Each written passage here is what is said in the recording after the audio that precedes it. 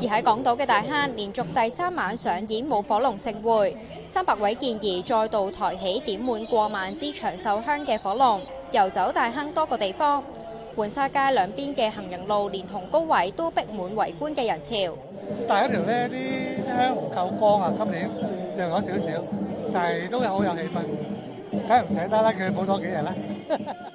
成個中秋嘅氣氛咧係好濃厚啊！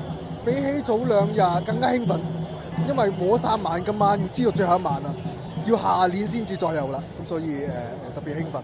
因應追月夜，所以喺舞火龍期間都有金魚燈籠相伴在旁，增添中秋氣氛。大火龍呢晚完成遊大運儀式之後，就會按傳統投入海入面，做到龍歸天，寓意將社區入面嘅污糟嘢送到海入面，俾社區有一個新嘅開始。